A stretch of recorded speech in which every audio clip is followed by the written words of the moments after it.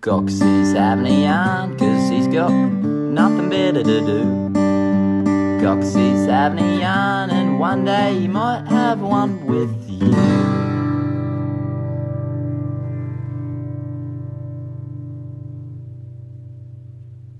This is something special, first ever proper visual audio, video ep. I don't even know how to use the words. That's how dumb I am. But I say proper because I've had a few attempts at I think I filmed one with my phone that had awful audio. But anyway, this is, we're in my good buddy Mateo's studio. He calls it the Wayne's World studio. But anyway, let's get into it.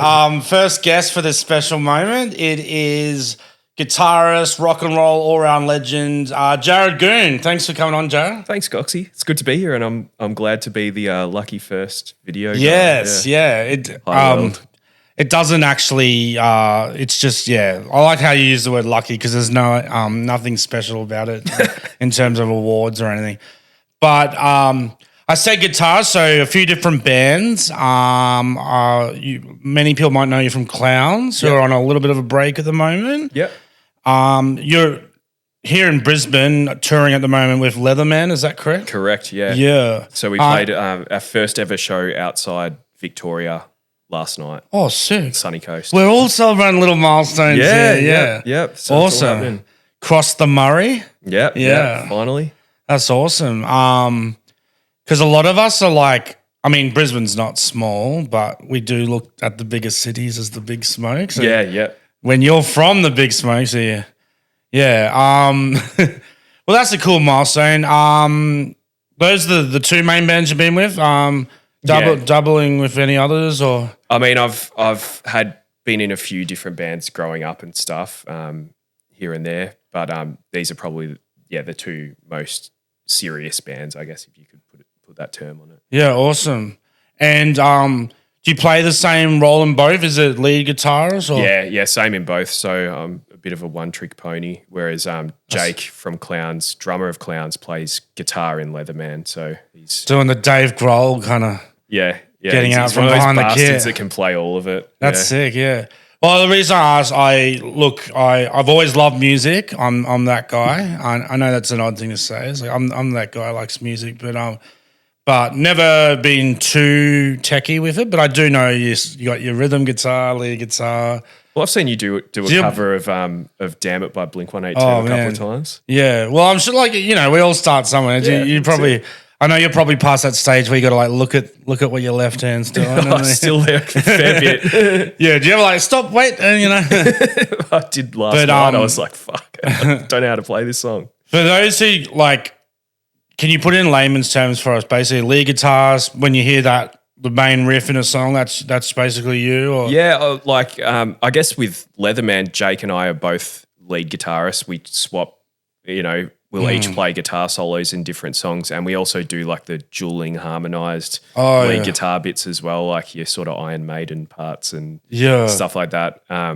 It did surprise me with some bands where, say, you've got two guitarists and the lead singer is a guitarist as well, and I thought, oh, surely he's the rhythm. Yeah, but sometimes he's doing the main riff too, and it's like Megadeth, like Dave Mustaine ripping solos and singing. Yeah, it's you're doing both, doing a double shift there. Yeah, pretty impressive. Yeah, but lucky for me, I don't have to really sing, so I can just focus on that. But I guess with do you ever get the call up for a few oohs and ahs? There's a couple. Yeah, I've one backing vocals bit in the Leatherman set, and it's literally I say 3 words or something. But yeah, with Clowns as well, when we got a second guitar player in, when Will joined, I was not like, hey, I'm the lead guitarist, you're playing rhythm. It was, hey, let's write a new album with 2 guitar parts and we can both play leads on whichever bits we write. Yeah. And then Will left, Cam joined, same thing for the next album. It's I think Cam actually played more solos on the album he's done with us than I did. So because like I said, my tech knowledge is very limited of music, but I do very entry level. But sometimes it's like the bass will be mirroring what the riff is, right? Yeah. And then can you just have a big wall of sound where everyone's just playing that same riff, or you can have alternating, can't you? Yeah. And I've always tried to sort of keep it interesting in the bands I've played in. If we've got two guitars to try and, there will be times when they're playing in unison, but trying to change things, even if one guitar player is playing the chord in a different part of the guitar and, up an octave or whatever, just to try and add some color to it, keep the dynamics going, and rather than just sort of stuck in a box, Yeah. But that can work as well. Like it's sometimes it's quite powerful to just everyone play the exact same thing. It sounds huge as well, Yeah, sweet. So yeah, basically, I don't know if you've heard the pod before. Not many have, but we like to follow the guest's journey in life. So let's go right back to the beginning for you, Jarrod. Where are you from? I was born in the Melbourne suburb of Mordialloc, and then I grew up in Cheltenham and Beaumaris area. Oh yeah, I know that sort of southern suburb sort of thing of Melbourne. Southeast. Heading towards Frankston. Yep, which is where I live now. So, awesome. You've made the way south, Yep, to the big smoke of Frankston, yeah. Because I'm always from Brisbane, but my dad's side of the family is Melbourne, and they're south side. Yeah. I grew up always going once a year. Do you know Carnegie? I don't know if I'm pronouncing that. Carnegie. Yeah. Yeah, my dad's mom and brothers were around there. Okay, cool. So it's like not as deep south as and you're kind of in Shane Warne territory down there. I think he was Mentone or Yep. So awesome. So you grew up there. So you spent most of your childhood in that sort of region? Or? Yep. So I lived in a house in Cheltenham until I was about 10, and then we moved one street away to Beaumaris and lived there until I was 22 or something. Oh, yeah. And then, now I live in Frankston with my wife and awesome. Living the dream. Yeah. It's cool. Because I like to ask people this. It's a common theme. Something that interests me is kind of like areas like suburbia versus inner city versus country, and so I like that where it's kind of overlapping. Where I was kind of like that, like 20, 25 minutes out from the city. Yeah, you're probably similar. Yeah, it was about 40 minutes or something. But back when I was a kid, it was sort of like a middle class suburb. Now, whenever I go back to Beaumaris, I look at it and I go, shit, this place has turned into Brighton. Like it's like. Well, it's interesting you say that because that's the other thing I was going to ask you. Like I said about the beaches, but I know it's like when you're growing up, you don't really think of things as a whole. But thinking back, reflecting, did you feel like it was like beachside living, or just felt like normal suburbia? Or I mean, it was definitely sort of beachside. I spent a lot of time at the beach as a kid, going down to Half Moon Bay when it wasn't freezing. Yeah, and Beaumaris has a beautiful beach, and spent a lot of time there with my mates. So I've always liked to live by the water. Yeah. And I guess that's why, when Rach and I were looking to get a place, affordability, we could only really afford Frankston or beyond. Yeah. But being by Dude, I'm living with my parents like this. That's awesome. You got your own place. We're very lucky that we managed to get there, but, it's been a slog. Yeah, no, hard work, man. No, that's awesome. Frankston cops a bit of grief, but but I kind of like it. Yeah. It's because then when my mates come to Frankston for the first time, they go, "Oh, this isn't as bad as I thought it was," and I'm like, "Yeah, straight. It's good, nice to sort of like rep your area a bit." Yeah. And back on the music thing again. I know, like it's a bit of a melting pot, different genres and that, but. Do you feel like there was a bit of a scene down towards that way, or was it more inner city Melbourne where like music scene was and that? Like there wasn't really much going on where I was growing up. Like I played in a high school band and we did like the local battle of the bands and stuff. Well, it's probably that classic thing of, like you said, it's easy to get there, and then it becomes like, all right, what's next? Yeah, that's a hard go thing. to the real world and that sort of thing. But there was a place where we used to rehearse that also ran gigs. It was called the Jam Tin in Cheltenham. Oh, cool. And that's sort of where my first band, we sort of cut our teeth and started playing gigs and You got to start somewhere, right? And as teenagers, I used to go to gigs there and see punk bands and rock bands, and they used to kind of turn a blind eye at the time to if we'd sneak long necks in and get pissed, and it was kind of a funny little community that they had going on there. Yeah. So that was a pretty special place in terms of growing up and first being exposed to bands playing and getting a real interest in playing music. Yeah, sure. Sweet. So yeah, just tell us about growing up. Did you sort of went to the same school, local school, or? Yeah. I went to local schools like Bowie North Primary School. Just the usual suburban experience. Yeah. Local public school. Yeah. And then the funny thing I think with primaries, there's a lot more of them made because they don't make. Obviously, not like older kids can get a train or a bus. Yeah, for sure. Yeah, so that was pretty good. Sort of, I was lucky going to that primary school because made heaps of good friends there, and still stay in touch with quite a few of them. And sweet, and all that. So that was pretty good. Then high school, you were talking about Warney. I actually went to his high school. Oh, awesome. Yeah. So. Is there any like reference to him, or they can't do not too a lot? Like it was. I guess like schools can't be too like.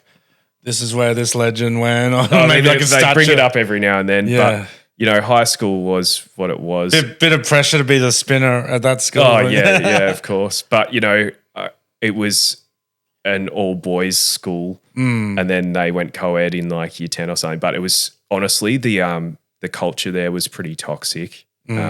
Of boys being boys, and there was. So was it all boys school? Was it? Or up until like year 10 or something when it changed. But yeah, it was all right, and I made lots of good friends there. Yeah. But looking back, I'm like far out. Like being immersed in that sort of environment was not very good for a young impressionable male for any going there.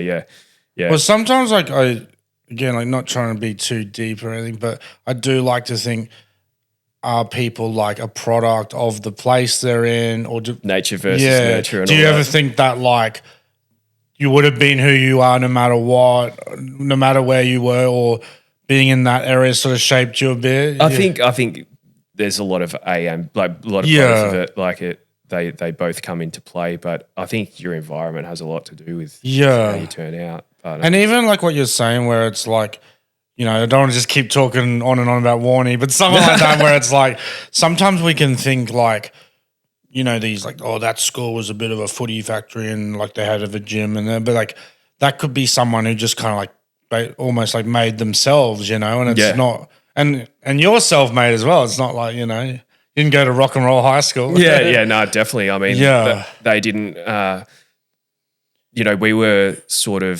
we started our band in high school and I remember doing our first ever performance at Assembly and we covered AC/DC. Oh, You Shook Me All Night Long.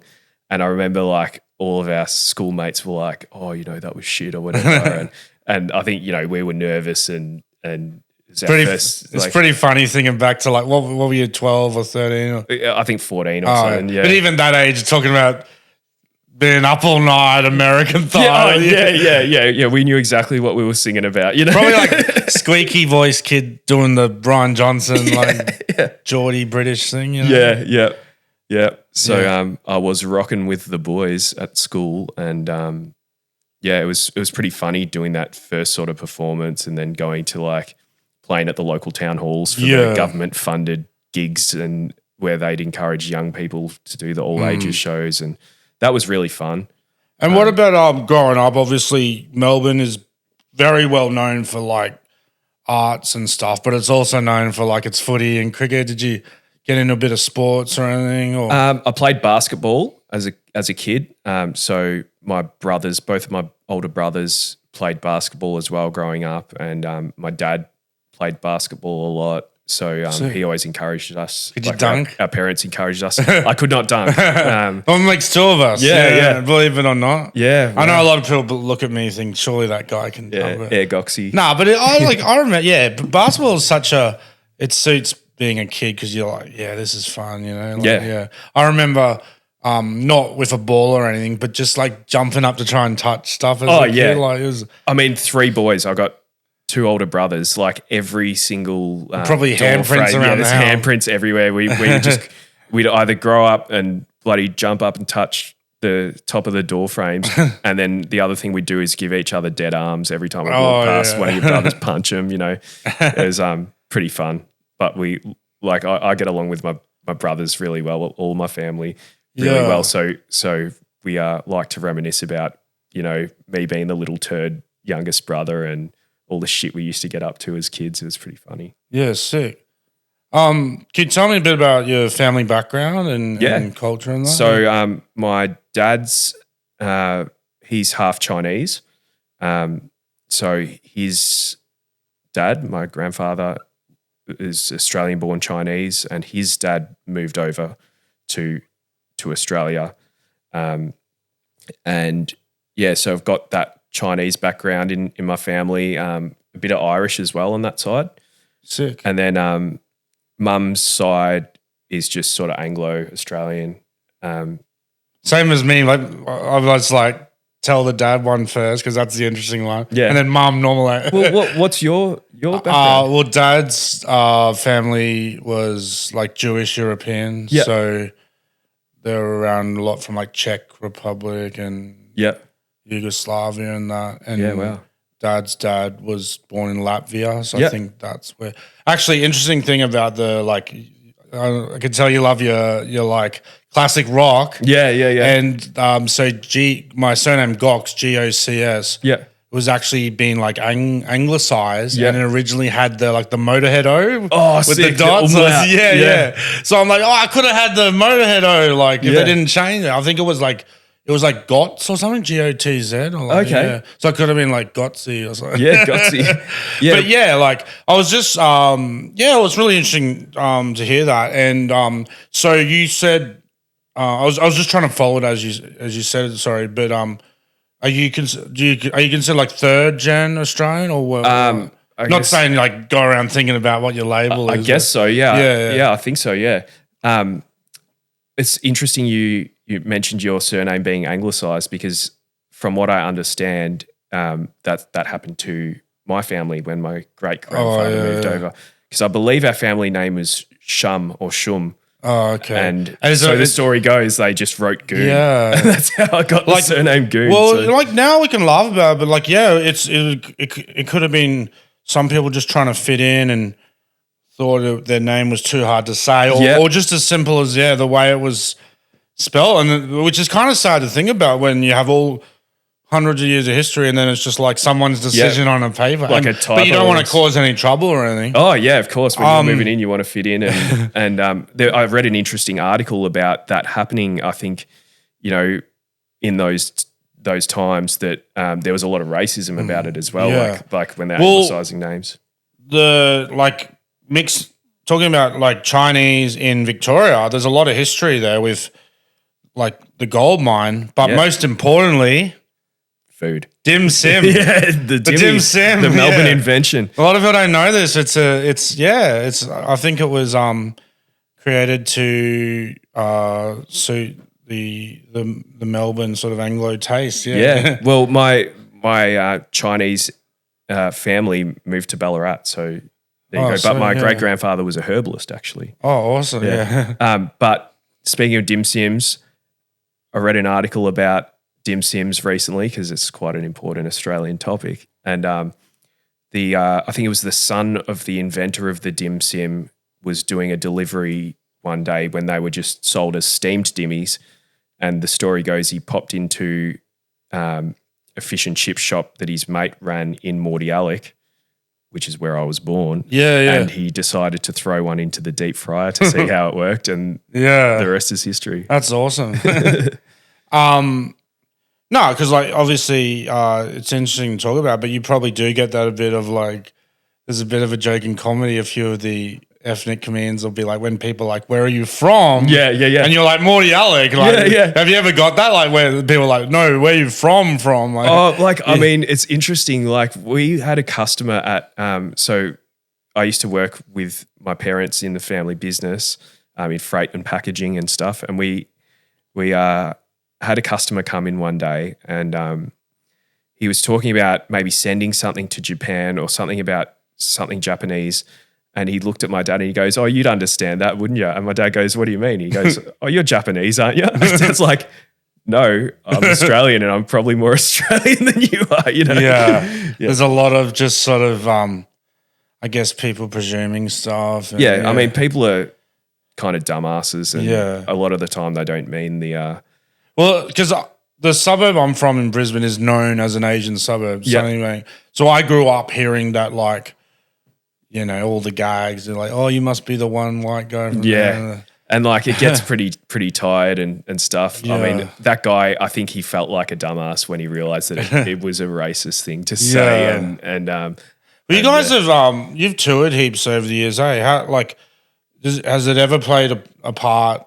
I guess I don't know, like with touring, like your multiculturalism. And all that? No, not really. Like, and I don't know. I guess that's a pretty weird question to ask. I mean, no, like, not at all. Well, you're like, I know where the Chinatowns are. Or Well, I remember actually one time we were touring in the States and one of my friends advised that when we get to Texas, I should sit in the back of the car so that if you drive past a cop, because you look a bit different. They meant to say you look a bit Mexican. Maybe, yeah. Yeah, that's Yeah. Well, I mean, you know, it's like when I ask that question, I'm thinking like sort of like you're more exotic countries, but just very confronting to think like USA is where the biggest issue was. Yeah, well, I mean, what do you reckon's the most exotic place you've toured to will be?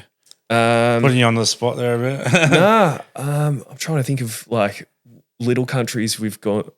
We've driven through Liechtenstein before, which is a tiny little country. Because a lot of people wouldn't notice about me, but I'm a big geography nerd. Okay.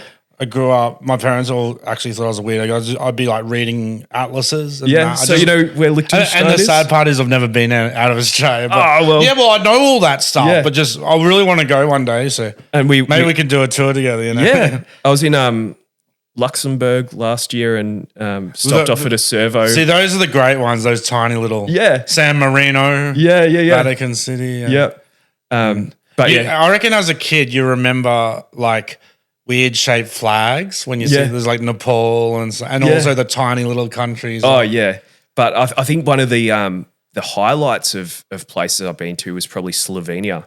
That's one of the most beautiful countries I've ever visited. Yeah. We did this festival, Punk Rock Holiday there, Punk Fest that goes for like 5 days, and we got to play on the same night as the Offspring, so that was kind of cool. And I guess it's like anything that's not the cliches we hear about, like America, England. Exactly. And I know it's like there's been a few docos about like metal in the Middle East and stuff, but it's always still like, you must be cool finding little punk scenes in hidden places. Yeah, and like Slovenia, like because it's located like in this area that's just got this beautiful blue water.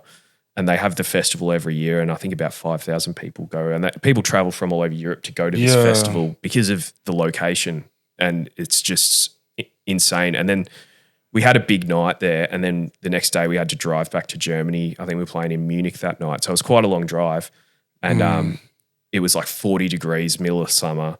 We're driving up the mountain to get out of Slovenia, and we're like, all right, let's pull over and go for a dip because there's all these natural streams. Yeah. And it was just like the most crystal clear water. We were so hot and sweaty. And then we dipped our toes in, and because it had all come from the mountains, it was too cold to even swim in. We just like could only dip the trotters in and sort of, But it was just incredible, the scenery, the mountains and all that.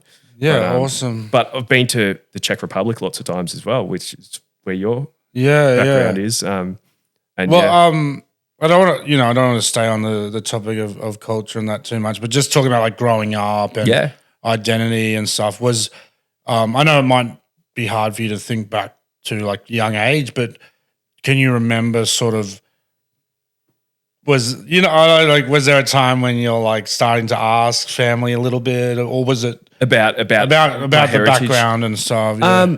Or was it just always around you? It was kind of always around me. So, growing up, when my grandfather on my dad's side was still around, he died when I was 9 years old. But he was a big part of of growing up, and he was he lived quite an interesting life as well. He was the first Australian-born Chinese member of the RAAF, so he flew aircraft in World War II, and that's the thing about the older gens; they really make you feel lazy. Like, whether I did this, or, I know, like finding out about my grandpa, because it's quite sad with the Jewish, always on the run, from stuff, and then they're like, and then I had to learn this language and this, and it's like, well, I've got a few meme pages. You know? I'm an admin of a Simpsons meme page. Yeah, hell yeah. But it's like, I guess because of their sacrifices, we get to sit on our ass sometimes, which is.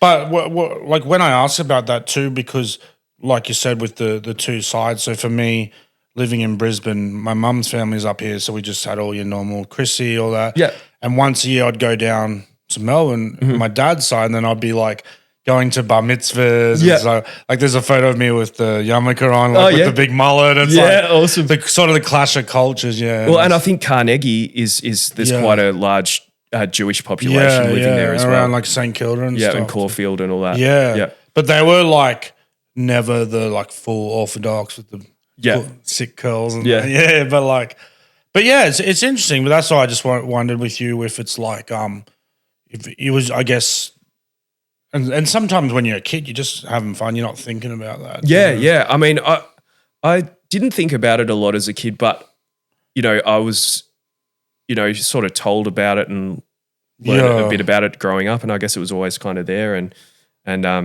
yeah, like you said, like our grandparents doing so much and making us feel like slackers. Like my grandfather, he became quite a famous pilot and I guess like you said too, where they dealt with a bit of grief, and then thankfully, I mean, we still got a long way to go, but thankfully, hopefully you dealt with less, and each gen hopefully deals with a bit less. And I noticed you got the name Jarrod. Like that's pretty cool. Some of like the Asian kids at school were like Hector and Victor. They gave him the worst like 1940s names. Yeah, you know? But I mean, like because my grandfather was Australian as well. Like he was Australian born. So, you know, as far as growing up was, I wasn't like a Chinese kid or anything like it. No, that's it. Just go straight for the Shanes and the Gavins. And like, the Jarrods. And I'd love to see one like, I'm Dean. Like, But yeah, so it was never like a big part of my life really, like the family backgrounds. But, you know, it's something that I've become more interested in as I've gotten older. Well, I guess I very awkwardly asked, but I think that's what I was trying to sort of say with the touring is sort of if there was an opportunity, like, hey guys, let's check out, you know, maybe or even like some part of a country you're in where it might. I'm basically. Did you go to Chinatown when you tour? Like, of course, any opportunity. Yeah, but the Clowns actually toured in China before I joined the band, so I missed that boat. But yeah, I'd love to go to China and go to Hong Kong, where my family was for quite a while, and see the old family house and stuff like that that's still there. But you know, it's on the bucket list for sure. Yeah. Yeah. And I guess like even just touring, like I was saying, finding punk scenes and just be like, this is taking you to places. It's but when you're touring too, like is that sort of guilt of wanting to be back home a bit too? You know, it's like this is sick, but there's a two sides to it. Of course. And like, you know, on social media, it's always the highlight reel. You know, you're never gonna post about, hey, we just spent 12 hours in a van and you know, we all stink and we're homesick. You know, you're going to post, oh, sick, we did this festival and we're drinking. We always get like people be like, oh, no one's forcing you to do that. Yeah. The other thing I was going to ask is, so like I was saying, growing up, just normal sort of childhood, hanging out, and then when did sort of music become a part of your life? Like obviously the same thing with comedy music. I'm sure we all start as a fan. So of course. Can you remember any like maybe like first albums, first video clip you saw on telly, anything like that sort of grabbed your attention? Yeah, I mean, growing up, my parents always had music around us. Yeah. My dad has always played guitar and a bit of piano as well. So, you know, I can remember some of my earliest memories are around music and, you know, whether they'd have Cat Stevens songs playing, or a lot of, there's this Tommy Emmanuel album that he recorded with his brother Phil, and that album is one of my favorite albums of all time because it was played so much in the house as a kid that I actually bumped into Tommy Emmanuel at the airport a few months ago, and I, out of all of the musicians that I've met over the years, I was genuinely starstruck meeting him, and a fellow Australian musician, because of how important his music was to me growing up, and I kind of told him that as well with the limited words I could get out, because I was so like excited to meet him. But that's sick. But yeah, I guess that sort of stuff was around all the time. I can still remember when my dad taught me how to play a D major chord on guitar. That was the first chord that I ever learnt, and I guess that was a pivotal point where I was like, wow, I can actually do this, and then that's where I started guitar lessons in primary school with Miss Maxwell, who I have still stayed in touch with, and I credit her for teaching me everything I know. Was she pretty like? Because I did piano, but I mean, I'll admit I'm not good at music overall, but I feel like also because we're doing like Beethoven and stuff from 400 years ago, it's like I might have liked it more if it was like pop stuff. Yeah, for sure. So I was just trying to ask, she was like encouraging towards? Yeah, I mean, it was basically the beginner's learning of playing chords and, playing 1, 2, buckle my shoe and stuff like that. Yeah. But because she showed me how fun music can be and made it so interesting, I used to look forward to, in grade 4, every whatever day after school, getting to do guitar lessons was like my favorite thing as a kid. That, and I did Taekwondo for a few years, which I thought was pretty cool. Are they still with you, the moves? No, I wouldn't win in a fight. But I was just thinking 2 weird ways to defend yourself. You can either like, I can do a, if you need to defend yourself, or a sick riff. Well, there's that video of the Stones playing like, I think it's in the 80s, and some guy runs on stage while they're playing I Can't Get No Satisfaction. And Keith Richards just casually takes off his Fender Telecaster and whacks the guy. And then he gets dragged off stage, and then he just puts his guitar back on, keeps playing the riff. Save money on having bouncers just to do your own security. Get Keith Richards to bloody whack you, That was actually an interesting question. Have you ever felt, with like punk and stuff, that can get people a bit hectic coming on the stage. Have you ever felt a little like you're like unsafe or anything, or most of the time? Yeah. Probably the one that was the worst was you're gonna say Brisbane. Nah. We were playing a festival in a forest in Germany a while. That sounds quite a few years ago. And there was thunderstorms, and it was like an outdoor festival. We just had like a stage with like a marquee cover sort of thing. And just before we started playing, we were like, it just started bucketing down like thunder, lightning, and it was like scary. Yeah. But we're just like, fuck it, we'll play. And then we get there, and all the crowd's kind of hiding under shelter and stuff. And Stevie just goes, get the fuck up on stage with us. So everyone got up on stage with us, and I think the power cut out a few times. We had to wait until it got fixed, and it was pretty dodgy. And then there was so many people on stage, and they were going a bit silly, that someone knocked over my guitar amp, and it just got knocked off the speaker cabinet.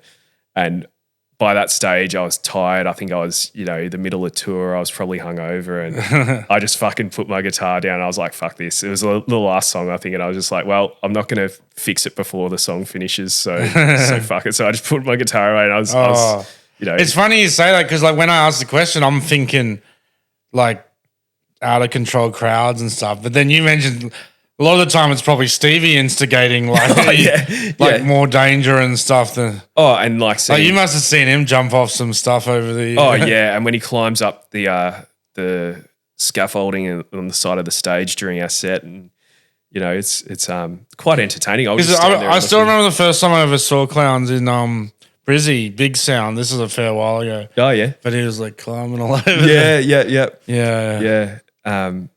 He likes to stay active. Steve does. But I guess there's another one. We were in the Czech Republic once doing a festival, and I've got a photo on my phone. I think this was like 9 years ago or something.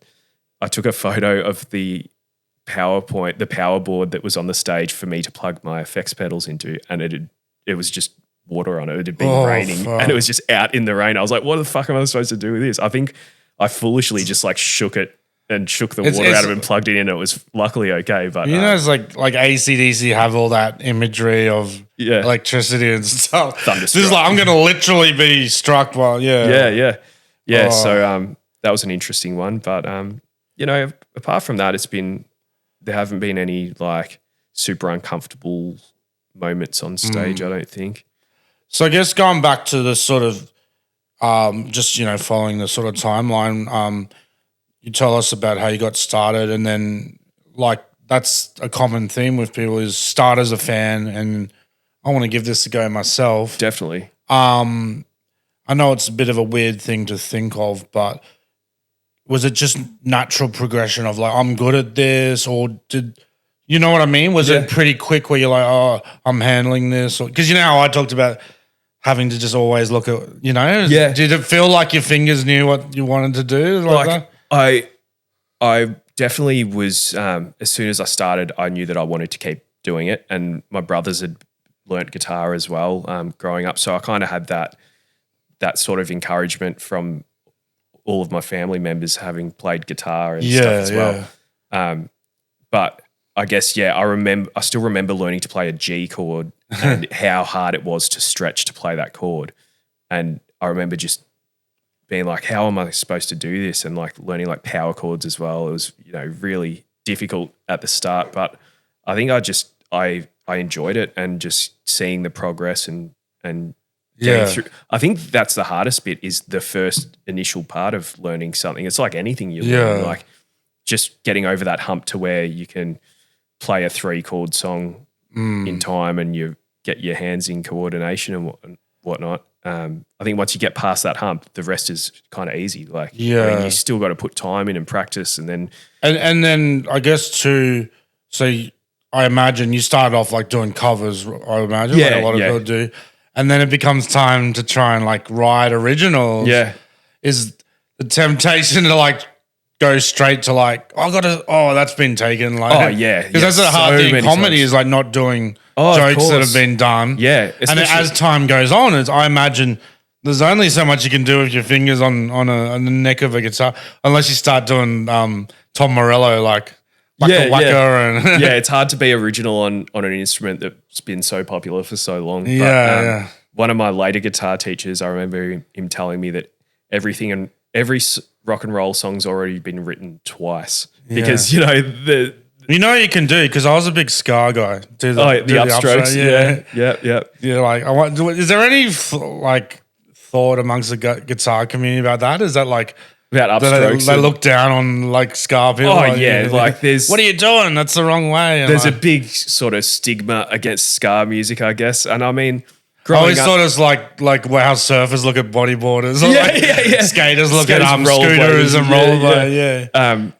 But I mean, growing up, I remember my brother got the Area 7 album, Bitter and Twisted, and I loved that album. You know, and that's he's pretty sick on the Chucky the guitar. Yeah, and I've ended up playing in a band with Andy, who plays bass for Area 7 these days. I'm quite tight with him, so it was kind of good. Discussing with him, I'm like, man, that album, I don't think he played on that record, but but just telling him like, shit, that was a big part of growing up and listening to like alternative music, and getting a taste of, because growing up I would listen to what my big brothers listened to. So like through the new metal time, like listening to like Incubus and like Korn and Limp Bizkit and shit like that. System of a Down. Yeah, like all that stuff, and you can look back and cringe, but you go, nah, it's all part of it. Part of it, yeah. And especially like you look back and it's like so perfectly suited to like teenagers. Oh yeah. I mean, I don't want to get gender specific, but like especially teenage boys. Like, piss off that, angsty boys. Yeah, like it's like the look to like Adidas and like, oh, my mum, piss off, mum. Yeah, of course. Yeah, adding in like, that's why it was like so perfect, because it just had all those elements, and then like and like little bits of rap and turntables and yeah, for sure. But and just following the timeline. So you start playing, and then I guess was it high school where you started to get into bands? Or? So some of my mates in high school, they started a band, and it was like the school social or something in year 7 they played, and I was like, oh, this is really cool. I want to actually be in a band. Yeah. And then their guitar player moved to another school, so I just managed to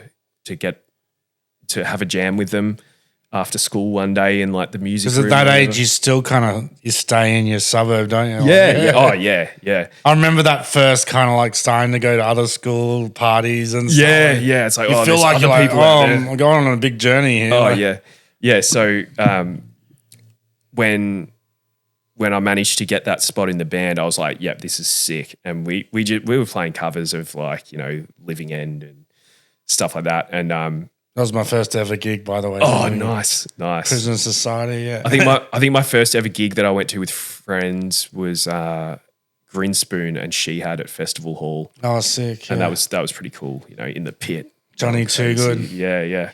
He knows his way around a riff. Yeah. So that was pretty fun. But yeah, playing in a band, I was like, actually, do you want to know my funny Grinspoon connection to playing music? Yeah. So 4ZZZ, the Brisbane radio, community radio. Yeah, I guess Triple R's equivalent. Yeah. So every year they have, I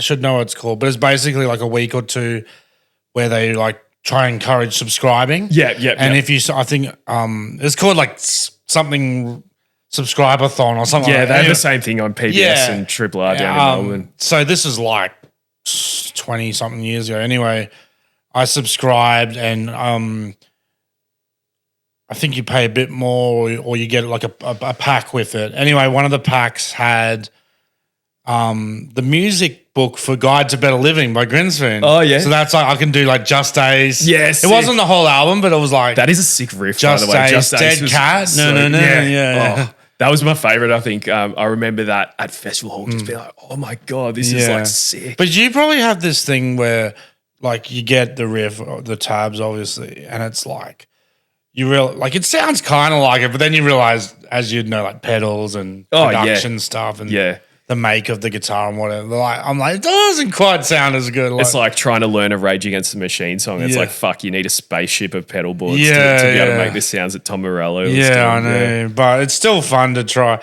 Because that's why, like, for me, all my guitarists, I had this other program too. It's like super old. It was called Tablet.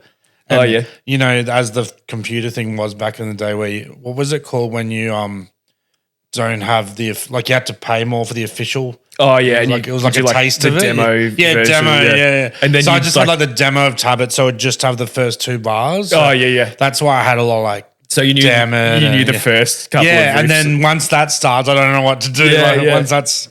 Oh, you can always go on a dodgy website and download like a cracked version of the full. I don't know. If you ever do that, I swear to. Because some people say, like, the best people are like, oh, I can play off an ear, or they reckon they could look at them. But I reckon the guys on the clip, it didn't look like they're doing what the tab was. Oh, really? They're probably just faking it for the thing. Yeah, that's annoying. Or they can have their own tuning, so Yeah. Now, on the topic of influential music growing up, do you remember, like, in 2005 when the first Wolf Mother album came out? Yeah. So the reason I bring this up is because when we were just driving down today from the sunny coast with the band, we decided to listen to that album and Annabelle, I told the guys I'm going to tell Gocsy this on the podcast that we listened to the whole Wolf Mother album and fucking loved it. And Annabelle's like, don't out us as Wolf Mother fans. There's nothing wrong with that. Yeah, but I remember when it came out and I remember being like, this is sick. And then it kind of... You know what's funny? The other night was State of Origin NRL, Queensland, and they opened Wolf Mother. Yeah. And a lot of people like, there's a lot of negativity on the internet, but there's a lot of like, what is it, 2005? Yeah. People love to hang shit on Wolf Mother and they kind of fell out of coolness for a while, and I feel like they're kind of back. I probably shouldn't say this. I'll just say it anyway. They don't make me as angry as Jet do. Yeah. Jet's the one that makes me angry. Yeah. Anyway, I'll just leave it at that. Sorry to any. Yeah, tell us more about what you think about Jet. Now I'm going to get angry letters from Jet. No. I just like, I don't know. Wolfmother just seems more fun and Yeah. All right, all right, they're all kind of like rip-offs. So it's like that's like they did it well. Feels like Led Zeppelin or something. Yeah, yeah. And like Jake was saying in the car before, he's like, yeah, there's heaps of bands that have tried to do like what Wolfmother have done. They were just really good at what they did, and you know, they not super original, but they wrote some pretty cool riffs. And, they made their mark. And it's like whatever at that time is in demand. Like I think there was a bit of a 70s throwback. Yeah. I think they hit it in the perfect spot. The era of the someones. Like yeah. Because I love Hives. They're cool. Oh yeah. Probably because I lean more towards punk, so they're like the punky version of the bands. Yeah. They're great. Vines were all right too. Yeah. I think the Hives are coming out like next month or something. Yeah, I saw them years ago in Brisbane. Like, I've never seen them before. I'd really like to see them. And you can't go wrong with the adorable Swedish accent. You know? Yeah, of course. It's just like, anyway. Yeah. Enough Hives love. Teen years, any little like neighborhood jobs or anything? So my first job, I was a sandwich artist at Subway. Yeah. So and I fucking hated it. I was getting paid. This will probably show my age a bit. I think you're a little bit younger, but this was probably there wasn't the era of the cards with the stamps. I think. Oh yeah. Oh well, yeah. Yeah, we had. Because I remember like when like it's kind of like might have been a bit pre-internet, but where like your urban myths or whatever. Yeah. People were like, they had to stop it because staff were like nicking the stamps and shit. Yeah. Something around that. Yeah. They stopped because that was one of the first like pre-apps, like loyalty things. Yeah.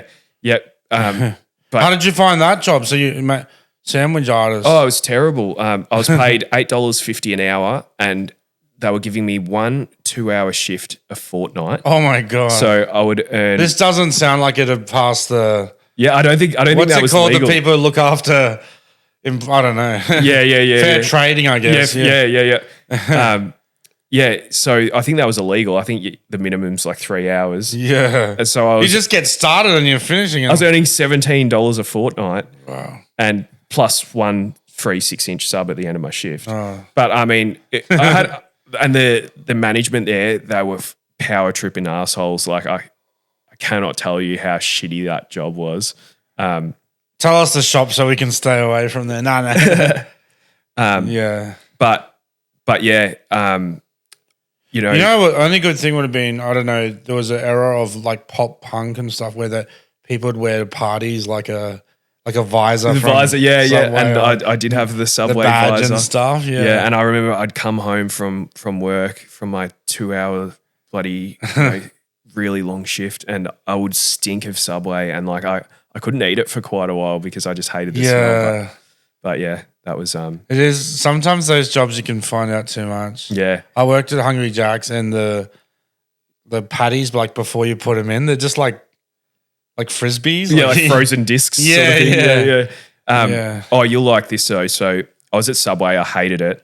And then my best mate, he got a job at the MCG, and then he asked me one day. He's like, "Oh, how's work going?" I was like, "Oh shit, I hate Subway." And then he's like, "Do you want me to see if I can get you a job?" I was like, "Yeah, all right," because he was saying how good it was. And yeah, sure enough, I went in for an interview, and they were lovely people, and then I ended up working at the G for quite a few years selling merchandise, so selling Guernseys and badges. Oh, cool. And that's one of those jobs where you just don't give any more information. You let people guess. Like you can say, let them think you did the groundskeeper. Yeah, you got the pitch ready or put the goals up. Because I've done. The other year, Sydney Comedy Festival, I was like, and more theatre. But I'm in the room out the back, but I'm not going to tell people that. Like, yeah. Same with Tivoli and Briz. Yeah. But, how'd you find that? It was awesome. I mean, I had a few shit things of, I got.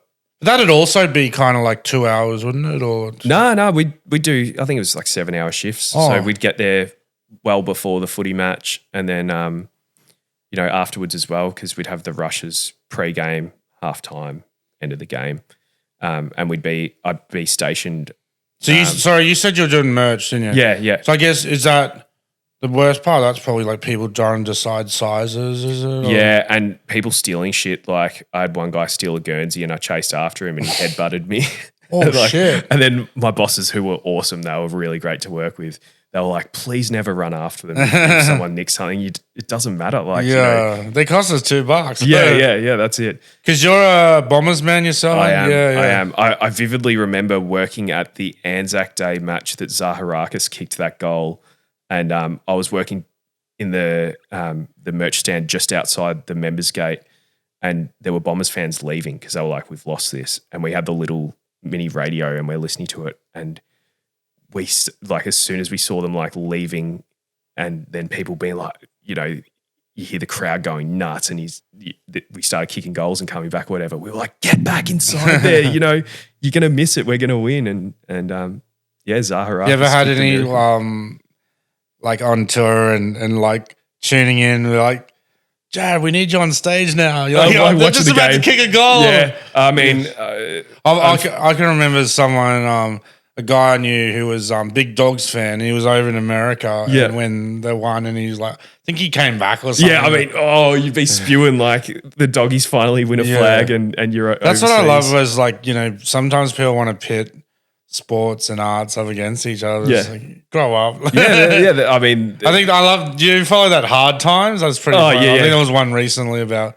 sports ball. Yeah, it's like, I hit a sports ball home run in my basketball game or something. No, it was funny, but good old Hard Times. It's good. But I love the Bombers. You know, it hasn't been that exciting to be a Bombers fan lately, and I mean the past probably 10 years or something. Well, 25 years now. Yeah. So Subway, MCG, any other like local didn't have a paper run or Nah. My mum and dad opened the family business, so they opened a pack and send franchise in Frankston in like 2010. Did you ever use that for sending merch out? I've used the packaging before and stuff, like sending some merch and stuff, and using the label printer to print the labels and all that stuff. But sometimes I do like, I'll drop off shirts to people and like they can't believe it. It's like that you're doing the deliveries. Yeah, that's awesome. I'm just like, I don't trust those posts, you know. Yeah. Well, I mean, I came to get a shirt off you today, and you know, I get to sit down and have a yarn with you. That was the trade-off. Yeah. I was like, I'll give you a shirt. You got to do it. Now look at what we got. It's beautiful. I'm very capitalist. I got products. Yeah. No, I wanted to have like a logo, but it's good enough. I guess so. So school. The next thing I guess asked was with the music, is it just more like natural progression? Obviously, you and the bands get better and better, and was it more natural to just take it as far as you can, or was there ever a point when you're like, this is definitely what I want to do with myself? Or well, I mean, I played in a handful of bands from high school through to sort of my mid-20s, and you know, some of them I'd play more than others, but I'd never gone on tour or anything like that. I just enjoyed playing and hanging out with my mates and having a good time, you know, and played a few different genres as well, like the classic school rock band, and then played in a thrash metal band, played in a funk rock band. And then when Clowns, their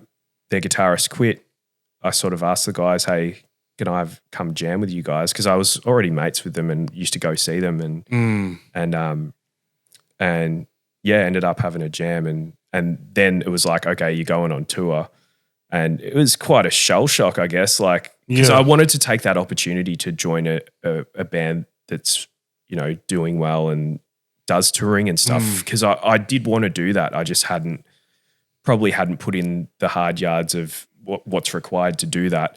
So I often wonder with bands, you know, you got 3, 4, 5 members. It must be an issue of different people wanting different things out of it. Oh, for sure. One dude wants it to be a hobby, another dude's like, let's go full in. Yeah, definitely. And so, I mean, I took the easy way by riding on their coattails and not having to do those years of hard work. But even then, was it like, this is what you've got to learn? Or it was. I remember it was quite hard learning the songs and doing the downstrokes, like rather than just up, down, like really getting that aggression sound in right hand on the guitar. But were you ever like, can we change this to the yeah, I mean, like when it came to writing songs, it was cool to put my own stuff in there and a few different things and I think it was not what I expected really with touring. Like it was probably harder than I expected. Like there's a lot of dealing with different emotions and and I know talking to a lot of performers, comedians, so is that like to go from you're on stage like everyone's treating you like a guy. Oh, that's for me anyway. Yeah.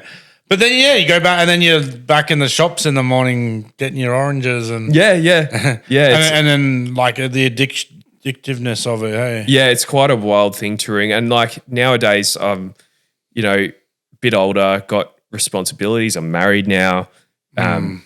It does make it's easier in some ways. It's harder in others. I mean, it's always hard on any relationship, any touring musician you talk to. They a lot of people don't think of the physical side, like you got to like work on your wrists. Yeah. But you've got to stay connected back home and everything, and it's not all fun and games. Especially sleeping on floors in those days when I joined the band, 2015. We did a lot of sleeping on floors, and I remember like you don't have to go into specific people, but was there ever like someone like why are we doing like angry about and then someone like this is how it is, like angry about this, like shouldn't we be in a motel or I mean if there was anyone it probably should have been me, but I was fine with it. But because those guys had been doing it since the start, like they knew what it was and the sacrifices you make and then we eventually, and it's also that if you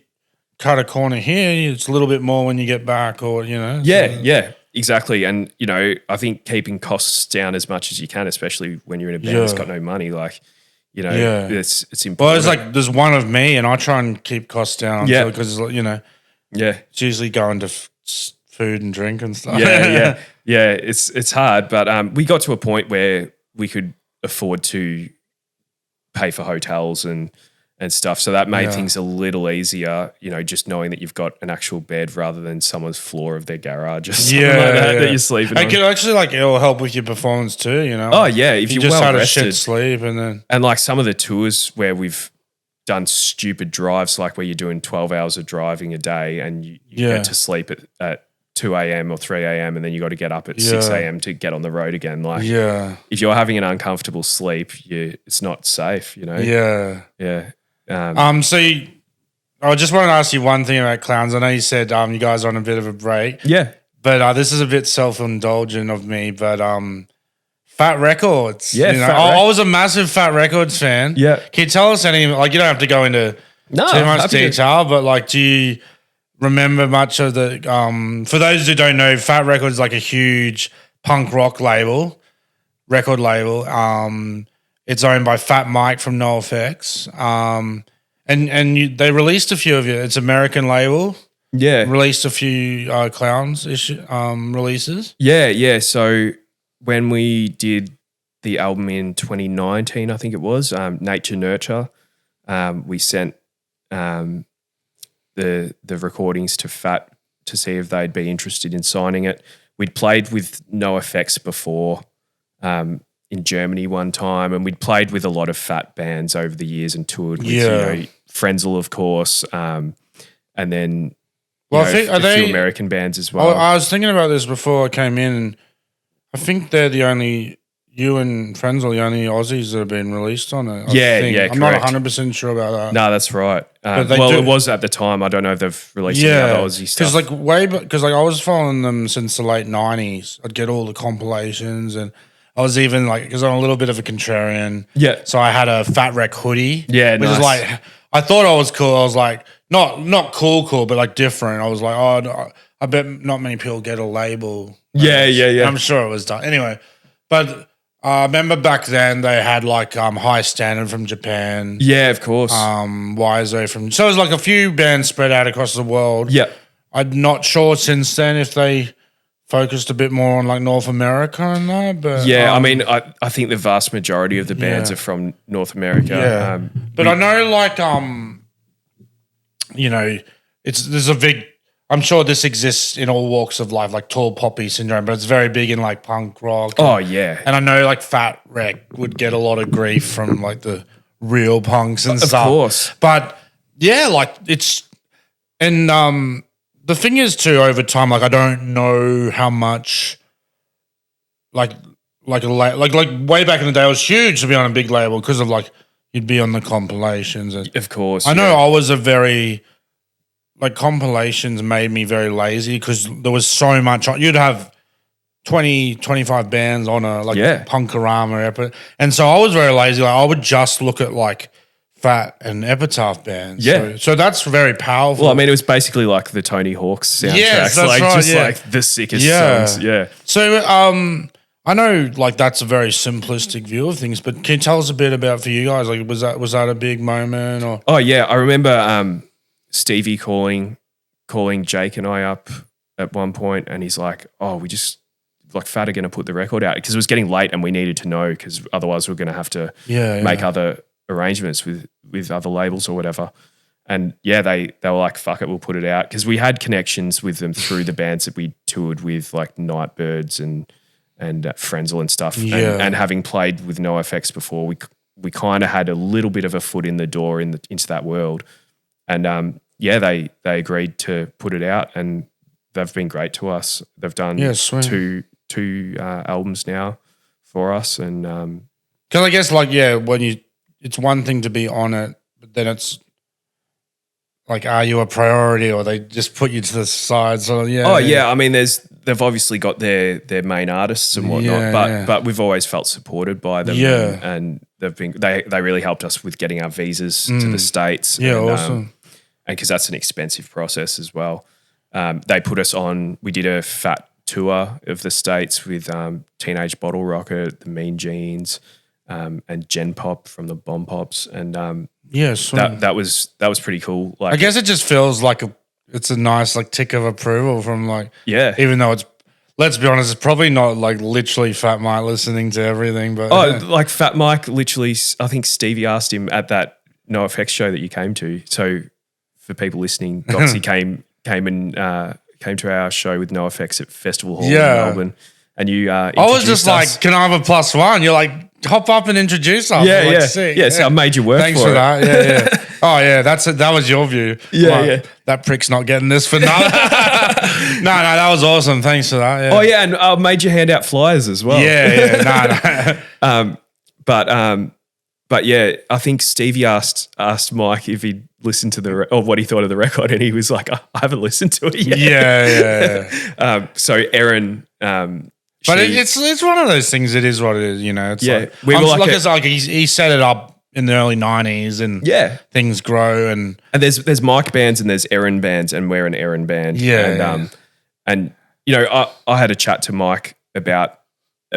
Jake and I were having a chat to Mike that night about he was saying, you know, I wouldn't normally sign a band that sounds like you guys because it's like I like bands that sound like the Beatles. I will only sign bands that sound like the Beatles, sort of, or in his case, bands that sound like NoFX, because a lot of the bands on Fat are very much NoFX worship sort of stuff, or they were in that time where that was. Well, I imagine, you know, he's an interesting dude. I imagine over the years he's just worn down by people like. Trying to give him demos. And, I couldn't imagine. And he puts it on and it's like watered down version of his voice or Billy Joe or whatever. Of course. But, you know, when he was saying that he normally only signs bands that sound like Fat bands, he was very complimentary, and, you know, he wasn't saying that, hey, fuck you, why are you on my label? He was like, you know, enjoyed your show, whatever. And it was nice to see him sort of watching us side of stage and stuff like that. It's good to have that sort of support from the big dogs that, you know, could very easily be sitting in their green room. Definitely. You know, being like fucking miserable. I've done this a million times. Why am I? Well, that's like, it sounds weird to talk about you know, me getting along well. You know, you guys are my mates. That was like I was going to say something degree of separation, whatever it is. Yeah. 3 degrees of separation, From just Fat of Wreck. yeah. But I'm like stoked for you guys, and Yeah. because you've probably seen people, mates, like coming up, and you feel stoked for them, and then But there's also those ones where it's like, where it's not like, you're just happy for them. Well, it's funny, like, I was, of course, very excited to get the Fat Record deal, but growing up, I wasn't a kid that listened to Fat Records bands and stuff. I listened to like heavy metal and stuff. Yeah. So I almost like the other guys were, of course, really excited because they're more into punk and stuff. But I felt like it was almost a little bit wasted on me, like the achievement. Like, Jarrod, just imagine this is Roadrunner or yeah. Like there's like metal labels. Well, what would be your big label? Oh, like I love like Nuclear Blast Records, and like a lot of my favorite bands are on that and stuff. But I was excited, but having some of my friends that like worship NoFX being like, dude, I can't believe you're signed to Fat, and I was like, like it's exciting, but just ride the wave, yeah, and even like doing the tours with Clowns and stuff, it's been fucking awesome. But there's been times where we're on a big punk festival where like all these big punk bands are playing, and it didn't mean as much rubbing to you. shoulders with them, and like, oh my god, there's that guy, and I'm like, who's that guy? But dude, that's such a like. I see that a lot where, especially like comedy as well, where it's like something might mean so much to one person. Like I always say, I've had opportunities along the way that I'm very thankful for and that are exciting. But the things that are the most kind of, I guess, like wow for me, or some say like pinch yourself moments, the people you grew up with. Like I did something with John Safran. It's like I've been watching this guy for 20, more so than like a big name, but they're a bit younger. 100%. Like, yeah, and I think that for me as well, like, because like some of those big fests, there might have been someone on the other stage that was like a big idol of yours. Yeah. I mean, like when we did Hellfest in France, like, Metallica played and Guns N' Roses played, and it was cool seeing those bands and being on a bill. Do they get like choppers in and you don't see them and stuff? Oh, they had like their own separate backstage area. So all of us plebs, like every other band on the festival had to hang out in one area, and then like the headliner of the night had their own massive section. And but like, I got to meet so Cam and we went and watched the band Merciful Fate, and they're like, favorite like classic metal band, and we really wanted to meet King Diamond, the singer, but we couldn't find him. But we got to meet like a couple of the other members, which was cool, and get photos. So that was a pretty cool like moment that I didn't expect to happen from playing Clowns. And I was very excited for that sort of thing. But yeah, not to sound ungrateful about playing all the punk fests and stuff, but doing like Wacken open air in Germany and Hellfest in France, they've been like the highlights of festival like experiences for the music side of things, just getting to see like. And from what I've heard, like they put a fest on over there. Oh, it's on. Was it just like they just get a huge, I guess it's like Splendor sort of thing? Huge open field or whatever, and they just somehow get like 100,000 people to buy tickets, and they're not just a festival. It's like a town. Like they build buildings, and it's amazing the amount of work that goes into those sort of things. And the other thing I've heard about touring is this sort of, like people will be like, you hear some cliches where like, oh, Japan's really polite. And do you ever have any feelings about places like, oh, that's a bit more rowdy like than another place? Or, is there can you remember somewhere like where they really went off pretty hard in the mosh or whatever? I mean, Europe in general is pretty crazy. I think like the passion that say Germany, like the average punter has for music, is so different to a lot of other places. Like people will buy a ticket for a show and they will watch the opener, and the room will be full for the opener. Like they will watch every band, and to a point where we like to call it the German compliment. And that's Germans, it's part of their culture. They're openly honest to you. So if there's something they don't like about your set, they will tell you. And they'll say, I liked your show, but the fourth song was shit. Don't play it again. And it's like, okay, dude. Like, Yeah. But it's It is funny. like- We just laugh about it and like- accept it. I appreciate Yeah. the honesty, you know? It's, you know, I was saying, like, I've never been anywhere, so everything that I hear is just, you know, what I hear others say. Anecdotal But sort of like, stuff, yeah, yeah. but people talking about sort of like different places being able to handle their booze better than here. Yeah. I mean, one thing I'll say is it's a big sort of cliche with touring artists that when you catch the boat over to England, like the hospitality compared to the mainland Europe is just so shit compared to like going to playing in Germany or France or whatever, where they give you a big green room with a fridge full of stuff, free meals, free bed to sleep in, all that shit. Then you get to England and they'll be like, here's your room, and it's like a broom closet with like a 4-pack of warm beers. And like, it's funny. But I mean, we love going to the No UK and offense, stuff. England. Yeah. You shit at cricket. Fuck you. Oh, well, it's been good following your journey, Jarrod, and good luck with what's coming up. How you enjoying this Leatherman tour? Oh, loving it. I So mean, it's the second show tonight? Yes, yep, so- Interstate, I meant, sorry. Yeah. yeah, but It's not second show. but second show of the tour. Yeah. So yeah, we're at. And you guys, I guess each time just finding your groove. And Yeah, I feel like we're really getting into our groove at the moment and getting like we've gotten quite tight and Yeah. and because it's quite important that we're tight doing the dueling guitar harmonies and stuff. Yeah, 'cause yeah. If one of us is bending just slightly out of tune, it sounds like shit. Yeah. So we've really worked hard to try and get. And I guess, get tight. you know, like you don't know what's coming next, but you're looking to sort of put all your attention on the Leatherman now? Or at the moment, yeah. While Clowns is kind of having a bit of a breather. Yeah. I mean, we've just put out our first Leatherman record, and we're planning on writing the second one and getting. I guess with two of yous in Leatherman, like if the other guys need to find you, they know where to come to. Yeah, that's right. Yeah. And yeah, we're hoping to write the second album by the end of the year and get tracking it early next year. Yeah, I mean, that'd be sick. a pretty great goal to meet, because we want to. This band is just for fun. It's not to get big or to make money or anything like that. Like who would play in a band to make money? Like fucking hell. But yeah, Same with comedy, mate. yeah.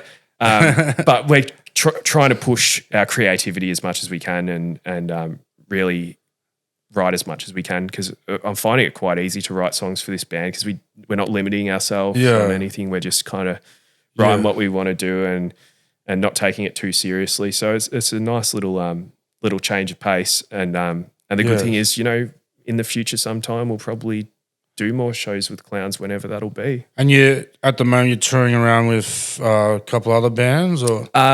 Yeah, so last night we played with the band Autobahns from Germany, and they were great. And I had a friend message me and recommended them, and I told him about we're doing a pod, so I was like, yeah. So you're going to come tonight, yeah? Yeah. Well, you're going to see them because they're playing tonight as well, and bring earplugs because they're so loud. And we played with Drunk Mums last night as well, which was good. Yeah, we sweet. love those guys. But then for the rest of the shows, we're just playing with different bands. Oh, okay, sweet. We've only got a few other shows. I think Melbourne, Beechworth, and Country two in Sydney. Vic. Yeah, Country Vic. I've never been to Beechworth before. Well, you know, talking about me living in Ballarat, because they have they're like a chain of bakeries, and there was a Beechworth Bakery in Ballarat. Oh, nice. I knew that place well. Oh, yeah. He used to have the refillable coffee. You know, it looks like what you see in the American movie. Diner sort of. Yeah, drip it had coffee. one of them. Oh, cool. All right, I'm definitely going to go in Beechworth. Yeah. But I love those cute little Victorian towns. Oh, yeah. Every town's got a gold medal on the bakery saying they've got the best pie in Australia. Or Vanilla Slice. Oh, yeah. They love their snot blocks. Love a snot block. Have you tried the snot block Maxi Bond, by the way? No, I haven't. It's pretty good. I got to go to the Maxi Bond factory. Oh, what? This was years ago, but I had so many. I'm all right now, but I had so many that day that you had to take a break. I think I got diabetes. But Well, what was better, the Chicken Salt Factory or the Maxi Bond one? It's like choosing a favorite child, man. They're both unique in their own. Look, you know, the only thing I'll say about that is I'm the kind of person who says I'm not a sweet tooth. Yeah. But I'm really lying because I'll like polish off a Viennetta or something. Yeah. I'm kind of like that as well. I'm like not much of a sweet tooth, and then pack of lollies or donuts or whatever. Yeah, but my favorite is like savory. I'm the same. So I'll load up on like pasta or pizza. Like I'll eat a family like that's pizza. my preferred. Yeah. And I'll eat until I feel sick, and then I won't be able to have a sweet. Sometimes I'll like later, like the next morning or something, I'll be like, all right, I'm going to have a Kit Kat for breakfast. Fuck it, you know. One last segment of the pod. Did you do your homework? I did. We this is the segment of my pod where we ask the guest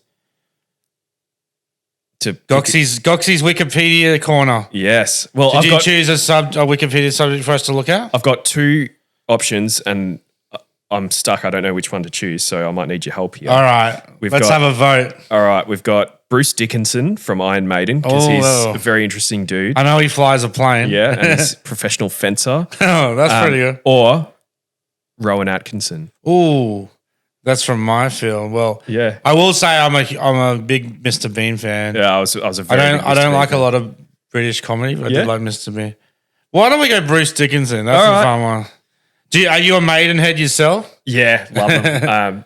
I remember seeing him when I was 17. Do you have your phone? We can just share it. Yeah. We'll just share it. All right. Here we go. Hang on. We'll do a chapter each. Do you want to do a chapter each? Oh, are we reading the whole thing? I'll just briefly go through. You start off. Or if there's any, have you actually seen this Wikipedia page yourself? No, I didn't look at this one. I had a little browse at. I should ask. I usually ask guests.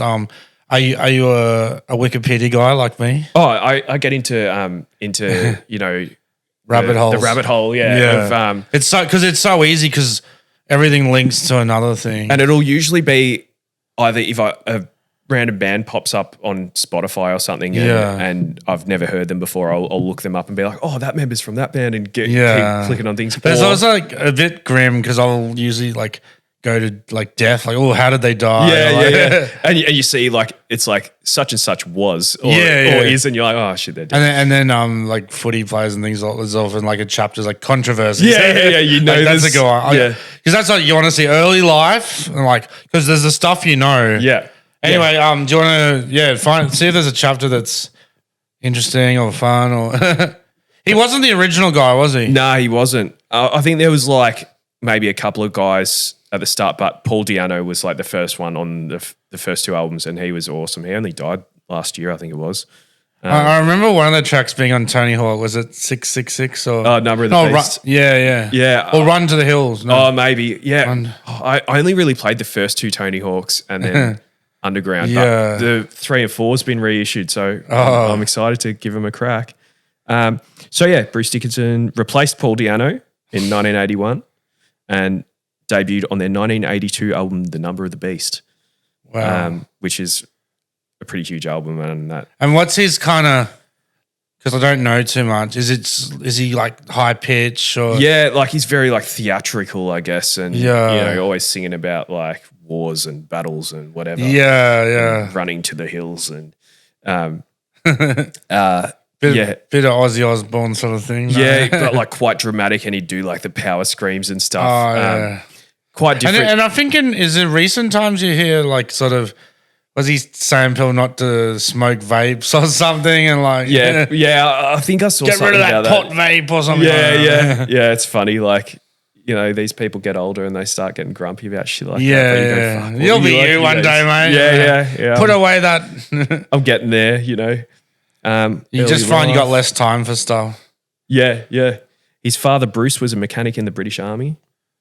I love how the family loves the name Bruce so much. So we've got to keep this name Bruce going. Yeah. So you got anything about the flying planes or? I'm sure there is. Early life's long. Other work, accolades, personal life, special honors. I guess other work, aviation and entrepreneurship. Learnt to fly recreationally in Florida in the 1990s, and now holds an airline transport pilot's license. So he flew the band's plane in their 2008 tour. Wow. I think he was flying it from city to city. Is that all the members are on it? Yeah. They had their own like Boeing fucking jet and all that. And imagine you're the like person in the airports and like he's checking in. Yeah. Like flight IM1 or I think it was Flight 666 was written on the side of it. Oh, that was the name of the doco about it. But that's pretty, I thought of picking him because he's quite interesting and what else? Radio and TV, writing, beer. Oh, there's the Iron Maiden beer. I want to know, I'm sure there'll be something about, he does fencing, the sport, not the farm activity. No, I'd love it to just be putting up temporary fences at like. Do you want to have a look, see if you can find something interesting about him? Personal life's always a good one. Yeah. I don't think he's been very controversial, although he might have supported Brexit, which is interesting. Here we go. Other work. Dickinson's interests and non-musical activities include writing, broadcasting, fencing, in brackets, at which he has competed internationally, placing 7th in Great Britain. See, I don't even know anything about fencing. I guess it's like you get points for getting. It looks like it's like very, but it's all like safe. Like they can't. You can't actually. You wear the mask thing. It looks kind of like a Iron Maiden song sounds like up there. Yeah. Swords beer, brewing, and aviation. Due to the wide variety of Dickinson's pursuits, Intelligent Life named him as a living example of a polymath in 2009. I don't know what that is. And that's the beauty of Wikipedia. You can click on you click on stuff and you can go right into a rabbit hole. Yeah. And like I feel like when I watch a movie, I'll look up an actor and I'll be like, what are they in? And look at their filmography. And then, oh, that movie, I remember that one. Oh, just go nuts. Wow. Amazing fella. So yeah, went and saw Iron Maiden last year and they were great. Awesome. Well, thanks very much for coming on, Jarrod. Oh, thanks, Gocsy. Good luck with the future.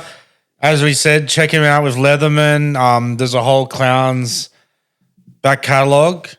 If you check it out, it'll help out Fat Mike and the boys. Yeah, they need all the help they can get. Anything else we can check you out with? Or no, that's about it, really. if you need something sent, do you want to plug the... No. Well, Dad's sold the business now and retired, so that's great. But I now work for The Tote in Melbourne. And the Last Chance Rock and Roll.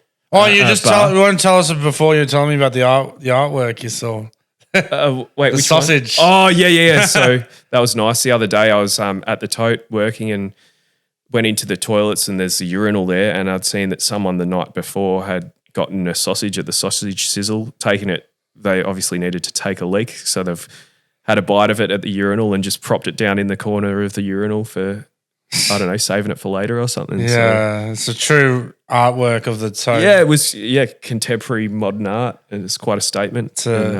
It's quite a historical place there in Melbourne. You'd be amazed at what we see at those pubs, like after it's been a big night, like the items that people leave and stuff like that is pretty funny. Yeah. All right, well, yeah, you'll see Jarrod around Collingwood, Frankston. Yeah. European Music Fest, but thanks so much for coming on, mate. It's a pleasure. Thanks to you guys for listening and watching the first ever. That's right. Buy a Gocsy shirt. Jarrod was paid for doing this with a t-shirt, and you too can have a shirt, but you'll have to buy it. But send me a message. But yeah, thanks very much. Bye, everyone. See you.